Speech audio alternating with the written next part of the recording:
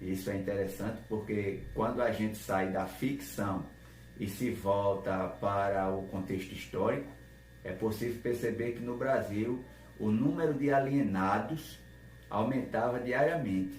E estes alienados eles eram recolhidos às santas casas ou até mesmo às prisões.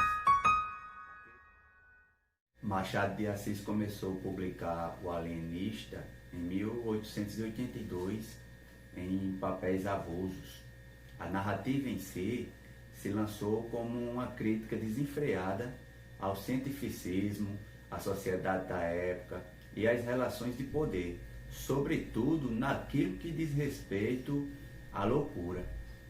Então a história se passa numa vila brasileira do século XIX chamada Itaguaí e conta a história do Dr. Simão Bacamarte, que seria um grande estudioso brasileiro com cerca de 34 anos de idade e que após concluir seus estudos na Universidade de Coimbra e na Universidade de Pádua, em Portugal, ele retorna ao Brasil para se dedicar totalmente às atividades científicas. E aí, percebendo que na cidade os doentes mentais são afastados da sociedade e vivem no mais completo isolamento, Simão Bacamarte tem a ideia de construir uma casa especial onde toda a população com problemas mentais pudesse ser assistida. A partir daí ele pede licença às autoridades para realizar a construção daquele que seria o primeiro asilo brasileiro. E esse asilo vai receber o nome de A Casa Verde. O problema é que com o passar do tempo, qualquer atitude suspeita dos moradores daquela cidade era motivo para interná-los no asilo. Simão Bacamarte levou ao asilo seus amigos, levou o padre da vila, figuras ilustres da cidade e até a própria esposa ele também enviou para a Casa Verde. Nesse contexto, nós podemos relacionar a obra O Alienista, bem como os acontecimentos ocorridos no Brasil, num processo social que é totalmente permeado pelo discurso psiquiátrico. O livro foi escrito em uma época em que este discurso, o discurso psiquiátrico, levava a cabo um modo de exclusão e de inserção do louco no hospital psiquiátrico. A loucura era vista como um empecilho, algo que deveria ser erradicado da esfera social. Na obra O Alienista, o Dr. Simão Bacamarte é apresentado como um autêntico filho da nobreza brasileira, um dos maiores médicos não só do Brasil, mas também de Portugal e da Espanha. Isso é interessante porque quando a gente sai da ficção e se volta para o contexto histórico, é possível perceber que no Brasil o número de alienados aumentava diariamente e estes alienados eles eram recolhidos às santas casas ou até mesmo às prisões.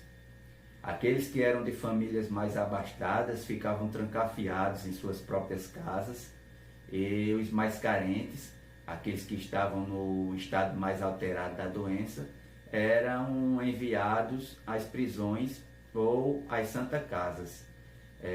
Já aqueles que eram mais mansos, estes ficavam espalhados pelas ruas das cidades. Somente em 5 de dezembro de 1852 é que o primeiro hospício foi inaugurado no Brasil. E aí começou outro problema, porque os hospícios que vieram a seguir não eram dedicados apenas aos alienados, mas também a pessoas com outros tipos de problemas sociais e fisiológicos, como por exemplo os epilépticos, os alcoólatras, os idosos, os paralíticos e até os moradores de rua. Conta-se que até mulheres apaixonadas eram levadas aos hospícios. Isso é um caso também retratado por Machado de Assis em sua obra, né? Quando ele mostra que num determinado momento da história, da narrativa, 4/5 da população estava hospedada na Casa Verde. E aí a questão que fica diante disso é: o hospício era um local de cura ou era um dispositivo de limpeza social? É interessante a gente pegar aí Foucault, que tem toda uma filosofia elaborada em torno desse tratamento que foi dada ao louco. Segundo ele, o louco era tratado como aquele cujo discurso não podia circular como o dos outros. Para Foucault, nessa época já havia toda uma aglutinação entre a política e a economia naquilo que diz respeito à medicina. Dessa forma, percebemos que ambas as instituições, medicina e política, estavam mais interessadas em atender benefícios próprios do que em atender às necessidades daqueles que mais precisavam, que eram os doentes mentais. E aí adentramos em outra questão, que é a questão da identidade. Tanto na obra O Alienista, quanto no tratamento dado aos loucos no Brasil, o problema da identidade se faz presente. O que é ser louco? Quais são os parâmetros utilizados para se classificar a loucura?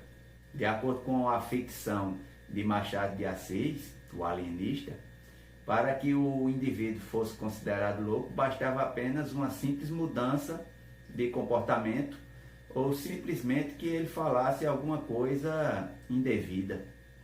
No contexto da obra machadiana, bem como no tratamento aplicado aos doentes mentais no século XIX, aqui no Brasil, nós podemos perceber uma invenção de identidade que era construída em torno de um discurso baseado nas relações de poder por parte justamente das autoridades. A classificação da loucura, ou seja, a sua identidade, era estipulada levando em consideração não o diagnóstico médico fundamentado pela ciência, que também estava em voga naquele período, mas tão somente a possibilidade do sujeito, seja ele esquizofrênico, seja ele idoso, morador de rua, uma pessoa apaixonada ou simplesmente um ladrão, ser retirado do convívio social.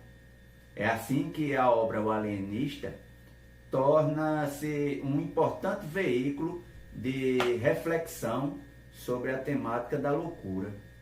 O Alienista não é apenas uma crítica ao cientificismo do século XIX.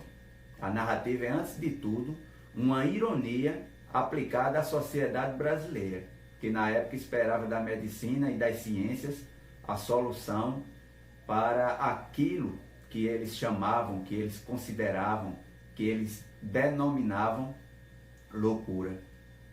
Em um problema que se tornava cada vez mais presente no convívio social daquela época, a solução encontrada por eles foi a exclusão. E para excluir era necessário primeiro produzir um discurso capaz de legitimar a ação. Com o discurso produzir identidades, e com a identificação do pobre, do alcoólatra, do mendigo, do doente mental como louco, tinha-se carta branca para a exclusão.